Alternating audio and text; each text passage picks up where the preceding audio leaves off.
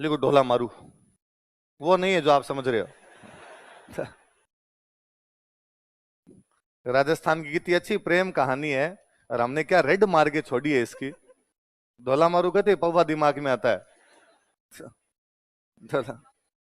सुन लो थोड़ी सी बात है ना, यही मैं लिखवा देता हूं, कोई पूछ ले। मध्य प्रदेश में एक जगह पड़ती है नरवर। कौन सी जगह? बीकानेर में एक जगह पड़ती है पुगल। बीकानेर में कौन सी जगह? मध्य प्रदेश में कौन सी? एवं नरवर का राजा और पुगल का राजा दोनों पुष्कर आए हुए थे। कहां पर आए हुए थे? पुष्कर। पुष्कर में नहान होता है, तो पुष्कर स्नान करने के लिए आए थे। नरवर के राजा का बेटा है ढोला, जिसकी उम्र थी कोई 2.5 साल। उधर पुगल के राजा की बेटी है मारू, मरवण। मरवण कर दो या क्या कर दो, मारू कर दो। उसकी उम्र थी कोई 1.5 साल। और छोटे छोटे टाबर ही थे। और उस समय दोनों राजा राजा आपस में मिले, उन दोनों में दोस्ती हुई। उन्होंने कहा क्यों ना दोस्ती को रिश्तेदारी में बदल दिया जाए, और अपने अपने टाबरों का क्या कर देते हैं, ब्याह। तो उस समय उन बच्चों की वहां पे क्या कर दी, शादी। और पहले वो हुआ करता था कि अपने ने बाल विवाह वाला कंसेप्ट भी बहुत बाद में जाके बिगड़ा है थोड़ा सा। पहले अपने होते तो बाल विवाह कर दिया करते, पर लड़कियों को भेजते बहुत बाद में थे, है ना। अभी भी गांव के अंदर बाल विवाह हो भी जाते हैं, तो उन बाल विवाहों को आप देखा कीजिए, मुकलावे गोने बहुत बाद में होते हैं उनके।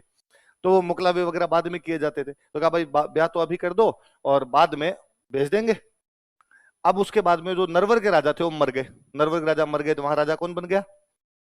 अब इसको पता ही नहीं था, को बहुत बचपन में शादी हुई थी, इसको पता ही नहीं था यार मेरी एक शादी और हो रखी है। और इसने वहां मध्य प्रदेश में एक राजकुमारी से और शादी कर दी। मालवा की राजकुमारी थी, इसलिए नाम था मालवण। क्या नाम था? पहले एक किससे हो रखी है, मारवण। मारू की राजकुमारी, इसलिए क्या नाम है, मारवण। मारू प्रदेश बोलते हैं अपना, मरु प्रदेश था अपने वाला। वो मालवा की एक राजकुमारी थी, इसलिए नाम क्या हो गया, तो इस मालवण से शादी कर ली। ढोला को नहीं पता भाई मेरी एक शादी और हो रखी है, तो उसने दूसरी कर ली। पर ये जो दूसरी वाइफ है, इसको पता था कि अपने पति की एक शादी और हो रखी है। इसको कोई जानकारी मिली, जिसको लगा कि वो एक और रानी आ गई तो अपनी दुकानदारी बंद है। तो इसने पूरे प्रयास किए भाई वो दूसरे वाली रानी आनी नहीं चाहिए। इधर जब मारवण बड़ी हुई, तो पुगल वालों ने वहां समाचार भेजने शुरू किए नरवर कि भाई अब हमारी राजकुमारी बड़ी हो गई है, आप आओ मुकलावा लेके जाओ। और वो उधर से को आए नहीं। तो कहते हैं कि पुगल से लेटर भेजे जाते, वो लेटर इस रानी के पास पहुंचते मालवण के, और ये लेटर फाड़ फाड़ के फेंक देती। ढोला के पास लेटर ही नहीं पहुंच पा रहे थे। एक दिन मारू, ये जो मरवण थी या मारू जो थी, ये दिन रात को सो के सुबह उठती है तो अपनी मम्मी को जाग कहती है भाई रात को मुझे सपना है यार, सपने में मुझे ऐसा दिखा कि मैं मेरे ससुराल जा रही हूँ, मेरा दूल्हा लेने के लिए आया हुआ है। तो मार रोई। तो उसने वो क्या बात मम्मी तुम्हारे, तो उसने कहा तेरी तो शादी हो चुकी है बहुत बचपन में, तेरे दूल्हे को तो आना चाहिए था, और वो भगवान जाने आ क्यों नहीं रहा। तो कौन है मेरा दूल्हा, उसने पता लगा ऐसे ऐसे। तो क्या हुआ, तो हम लेटर भेज रहे हैं और वहां से कोई जवाब नहीं आ रहा है। तो उसने ढाडी जाति के कुछ लोग बुलाए। किस जाति के?